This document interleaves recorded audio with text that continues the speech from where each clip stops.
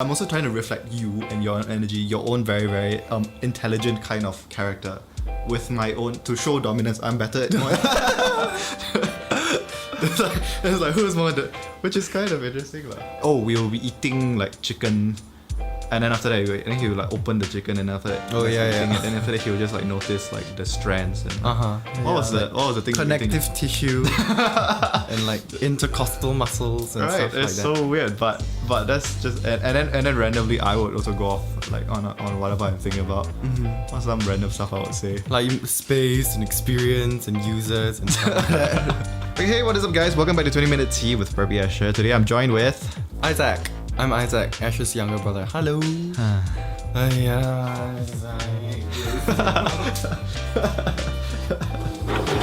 Why? No, why?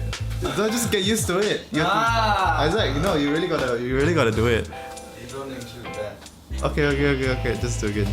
Hey, what is up, guys? Welcome back to 20 Minutes Tea with Perby Asher. We're in season 2. We're calling it Up in My Room. Today I'm joined with Isaac. And he's my younger brother. As you can see, I have a hairband on because my hair is very long, and I'm actually growing this kind of what am I calling it? The stay-home stash. Stay-home mustache. I'm just gonna like grow it up for 1 month and just see where it goes. It's gonna be pretty nasty by the end of it, but who cares?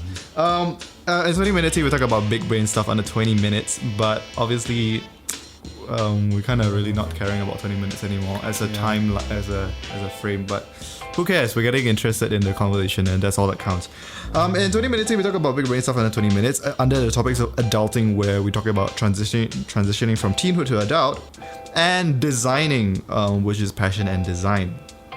We share personal lessons, epiphanies, analysis, and anything of intrigue. Ooh, annoying. Which is like, this is season 2, like I rewrote the thing to have a little bit more spice. Okay, the way we're gonna do it is that something special about 20 Minutes Tea season 2 is that we're gonna do it a little different way. We're gonna have 3 kinds of acts. So act 1 is we do the setup where we set up the playground. So the playground is the space that Isaac and I were gonna have. We set up we put forward an idea of play, or an idea that is very interesting to you, and then after that we play within that space that you set up, right? And then from this kind of play, we also have it will lead to abstractions of ideas, and then I'm calling this the dialogic creative process. So where we talk and we have dialogue, and where with talking and stuff like that, you have to come up with ideas very spontaneously, pulling into the depths of the fan is up here, into the depths of your own experiences, into the things that you're very interested in. So for Isaac, we talk about in this episode that you're interested in music, in biology and in language, okay? So, and then from this abstraction and play, we conclude with a synthesis. So this is a design process where you try to abstract certain ideas, and then after that there's bring certain meaning to whatever you're talking about. Kind of like deconstructing and reconstructing. It's kind of like boiling, or like kind of like distilling it to the elements, and then having a certain theoretical real world application. So I don't think we kind of did it in this one, but I think we can do it right after this. What is the synthesis, or what is the meaning behind all this? So that there is a certain kind of intent, or there's a certain kind of purpose for this whole process, and so that there's a certain like meaning lah. And then people can go home with something that they are very, very like, oh, now I can apply this in my life, or I can also start thinking in this way, so that this process that we have can also be transferred to other people. It's kind of a skill. So Isaac, tell us, what do you think we talked about in this first episode of season 2? So we had like a somewhat introduction to systemic thinking, right? Where we covered like the meaning of systemic thinking and how we are trying to include this into the podcast. Right. Also, we had like an introduction to myself. Right. And what else did we say? I think generally it was just mainly about systemic. Oh, and we talk about like passion, and we talk about how these kinds of things also we are actually honing ourselves as instruments to resonate with the space around us. And for you resonate with biology and music and language. For me, I resonate with with design, with sociology and I don't know, psychology and things like that. So and then after that, how do these passions or how do these things how do we develop these things so that we can also enable ourselves to see beauty in the world? So yeah, this is episode 1 of season 2, which is up in my room. Let's get into it. Also, Abigail's at the side over here, just judging us the whole way through. I can't. Can you like split your legs so that you get a little bit lower? Okay, we're basically in my room right now. In not my room, but we're in my our workspace. Yes, we call this the studio-ish. There are like how many rooms in our house? 1, 2, 3, 4 rooms in our house. And basically we have like a boys' room, a girls' room, and then a papa mama's room, and then after that we have this which is another space that we actually created.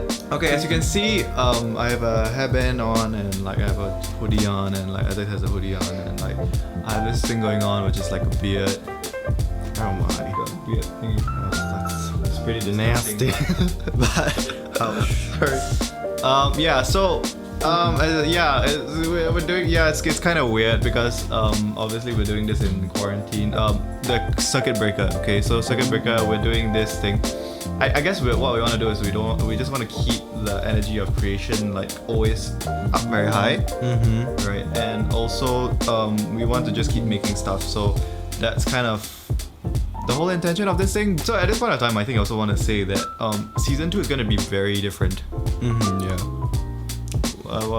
Okay. Like the other one was like it went everywhere, but then really? It's like have you even listened to the thing? Almost. I mean, how many episodes have you watched? 3. Yeah. Okay, so 1, 2, and 3. Yeah. So the first one, which was just me and Clayton, the second one was Simran, and then the third one was us in the cafe. So you haven't actually got to the 2 best episodes. Oh really? The 2 best episodes are actually the last 2 ones. Oops. Yeah.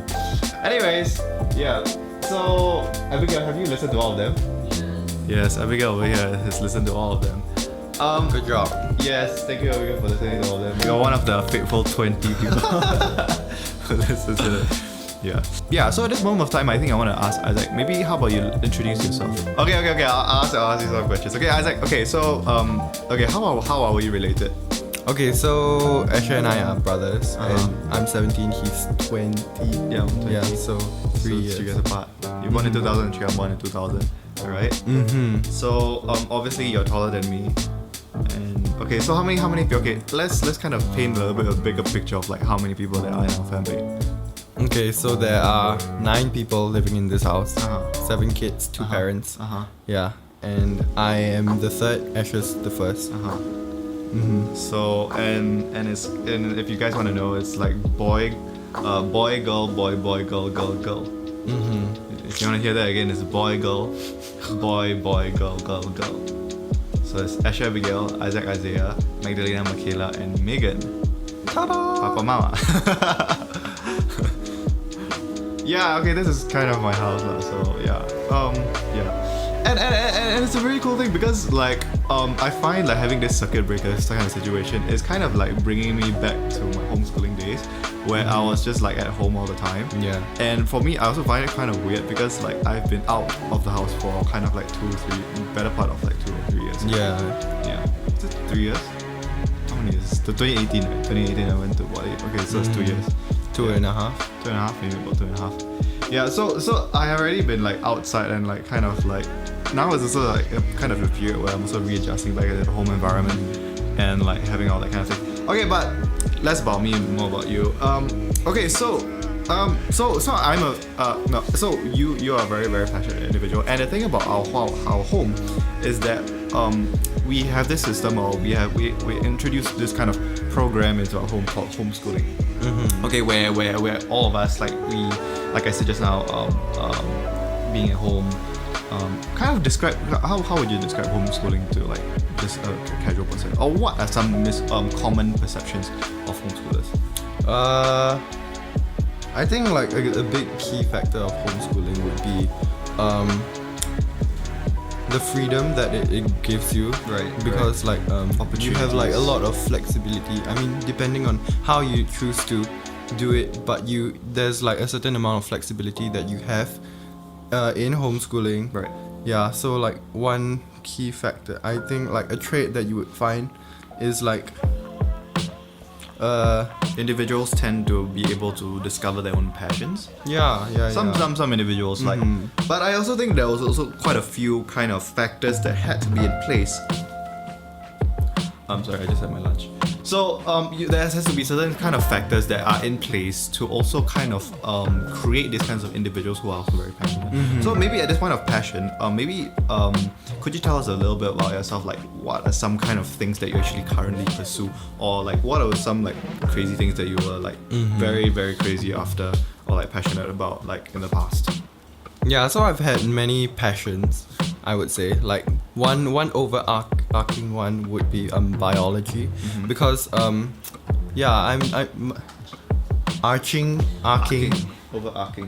overarching one would be biology, because it's how do I say, like my brain is just really attracted to biology and things about life. Right. Yeah, so that's one of my like what do you mean about life?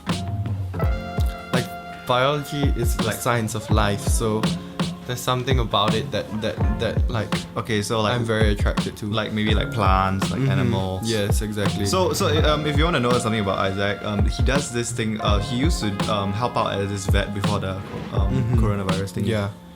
Is it now? Is it because of that then you stopped? No. Oh. Because I had Studying. to like Okay.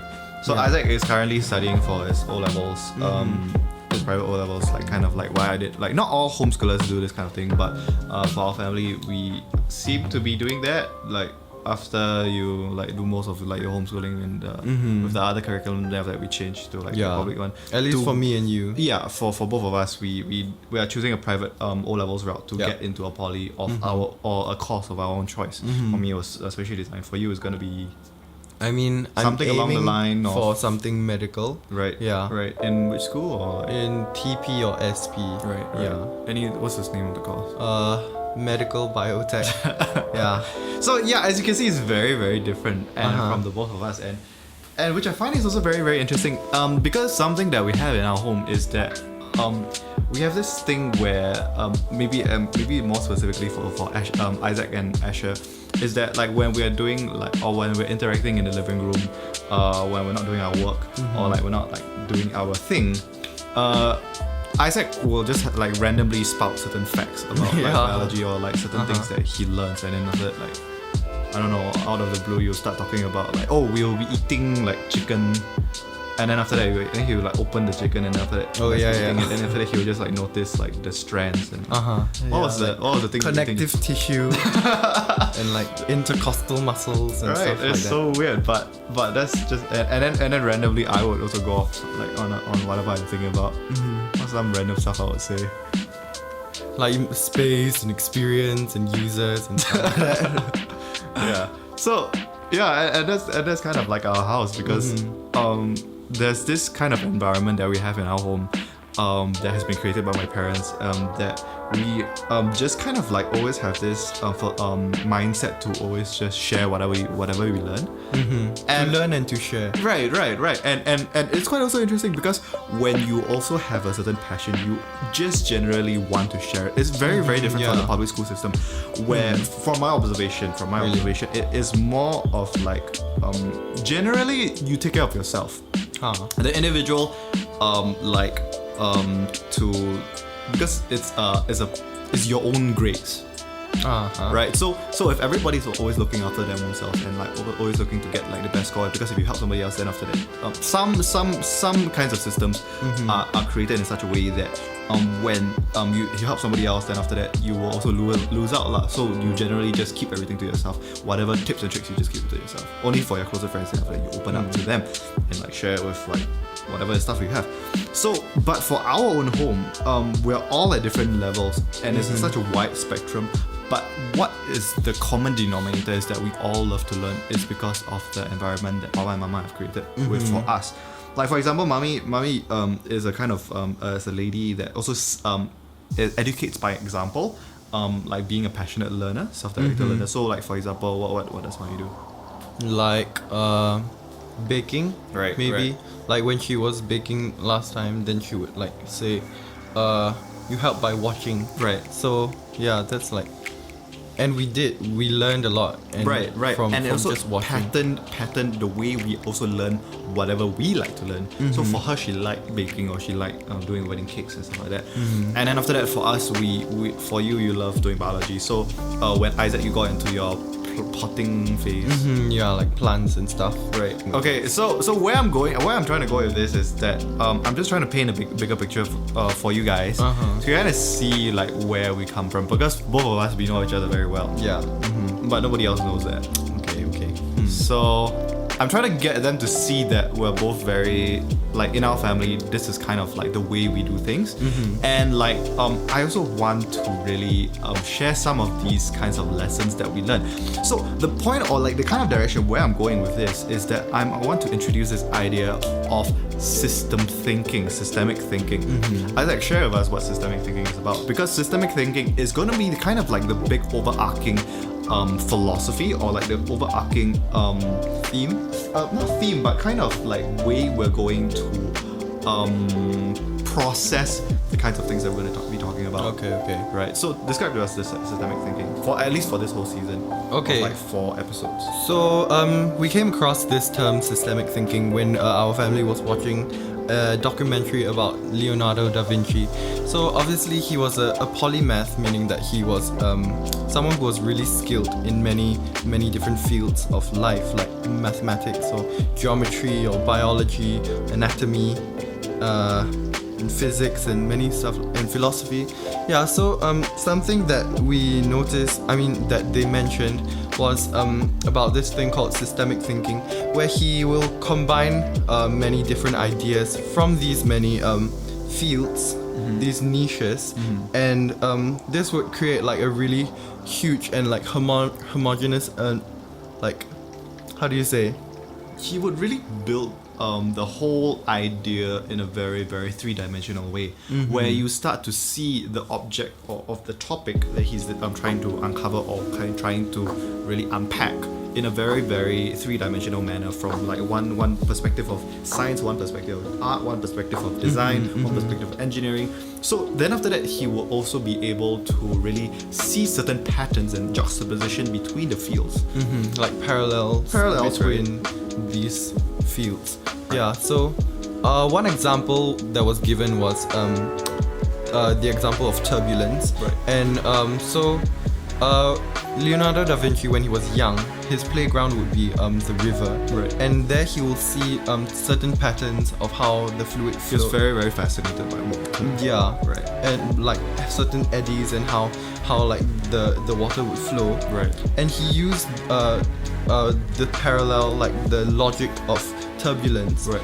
And he was able, when he was dissecting a human heart, to like see how certain valves would close by the swirling eddies that would shut the The valve. heart in the... Yeah, We're talking about the heart. Right? yeah. We're talking about the heart. Even without seeing it work, by using systemic thinking, by paralleling these two Concepts. yeah, One in nature, and one in like physical nature, and one in the biological nature of the human, or anatomy of the human body. yeah. So this is like one way like he shows Apply. systemic thinking. Right. Yeah. So we're hoping to be able to like incorporate that into like the way we're like approaching certain topics. Right. Like because I'm very interested in biology. Right. And like that's kind of my thing, and so we will be like seeing parallels between biology and For my field and design. design. Right. Yeah. Okay. So basically, Isaac's very passionate about design. Isaac's very passionate about biology. What other passions you have? You have like really interested. Really interested in like language. Like you study. You really interested in Spanish. I have like Latin. studied Spanish before. Right. Yeah, and I've picked up a bit Right, of Latin. and from those kinds of experiences, you also have like biology, like language, composition, like understanding Music's another big one. Theory. Isaac has this thing where he will like really listen to concertos and like Concerto. is it called concertos? Concierto. Okay, I don't know. Everybody else here at the side laughing. And then after that, he will break down the thought process or the theory of these kinds of things, understanding the way that the scales or the certain runs and certain intervals Right, work with right. like how Right. humans feel, right. or like also breaking down like how conductors conduct, Right. or All of these very technical. Yeah. You approach these different passions of yours, whether it be biology, music, or like science or like language in a very analytical, technical kind of way. In the same kind of way that I also do it for my design and for like trying to understand society and things like that. So and I feel like this. And it's because of both of us, we have these kinds of passions, and we also have these kinds of interesting conversations that we intersect these two or like interbreed these two ideas. We are able to also gain a very more systemic kind of approach. For example, there was one time where we also were talking about, I don't know, what was one interesting conversation we had? Ideas. Like interbreeding of ideas. Right. What you just mentioned. Right. Interbreeding of ideas. Like we were thinking if like what if ideas could be compared to species. Right. And like when people talk with each other or when they are in deep thinking. Right. Then they will interbreed different ideas. And then after that, you can also trace a certain lineage, heritage, or like parent or chain of a certain gene of idea. So and that I also saw a parallel in the way of how design is also kind of like that. Because in the way of design, for me, I feel like most of the time, true original creation doesn't always happen like that, but it's always inspired or informed by a certain kind of other idea. Be it the idea from like where you observe from the space, from the patterns of the people, from the society, from the community, or be it in the forms that you find in the space, and then after that you translate that, or those kind of ideas inform the next design, and then it breeds a certain kind of intervention. Like how nothing really comes from nothing. Right. So as you can see, this is kind of the way we do this kind of interesting interbreeding of ideas, because we're talking about biology, but also there's a certain parallel that we can also see in design and how these kinds of things can also inform the way design thinks. Right. Yeah. So as you can see, the whole this whole next few episodes is gonna be more, I would say, more intellectual. I think I hope will be a little bit more intellectual. It'll be the whole tone is actually shifting a little bit more to be more of like kind of so in season 1 we talked a little bit more about adulting, about like trying to grow up, but I think in season 2 I really want to get a little bit deeper, because I didn't really feel that we really got into it. I want to get a little bit more into the end of designing. So And okay, so what I'm calling it the design dialogue creative process, where by talking to another individual, by listening, I'm also be able to also like your ideas also I'm able to inform the different kinds of things that we're able to do. So with the point of like why we're gonna do this is because we want to practice this to really share and see different parallels in design and in biology, or like whatever your field and my field. And the thing of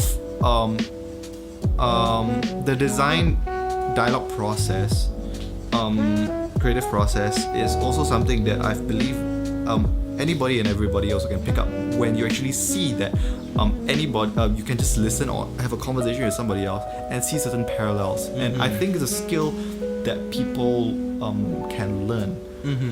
We talked about this in our draft. We talked about this in our draft episode, where we were talking about the word that you used was resonance. Tell us more about resonance and how it's related to what we're talking about. Yeah, so something about passion is it's like kind of tuning your brain to resonate with things around you. Yeah, so like back in like that phase when I was really into plants, I would be seeing plants everywhere I went. Right. Like literally everywhere, because like my brain was tuned to resonate with this field. Right. I mean, to notice these things. Right. Like how you are really attuned to resonate with everything to do with design. Right. Like you see like thought of architecture where like other people would not be seeing it. Right. Because To be sensitive. yeah. For me, I call it spatial sensitivity.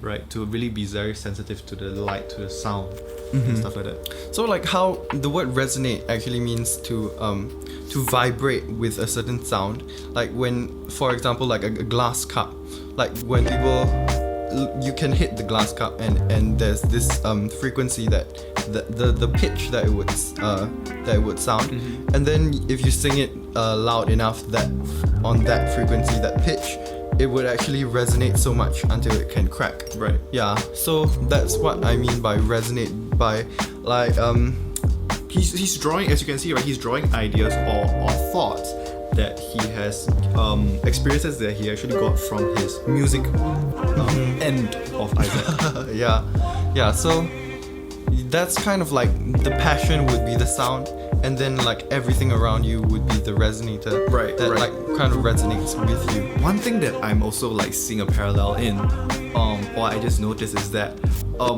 you start to see yourself or your eye or your person as an instrument that resonates with the space, and the experiences around you are starting to so-called play you, or kind of like you are also trying to find your own harmony with the surroundings.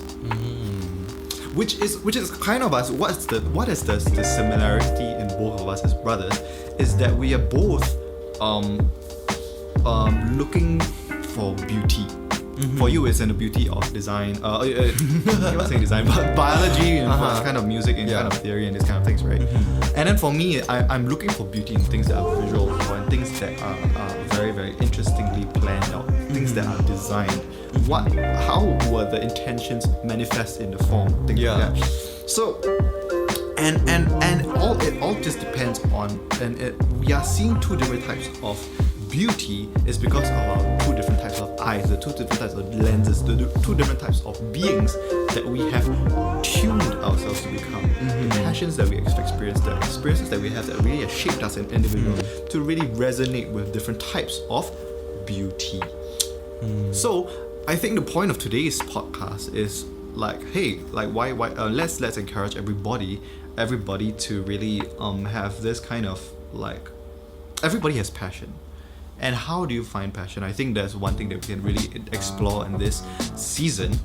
But also, I think it's something that you also train yourself or tune yourself or practice that ability to see beauty.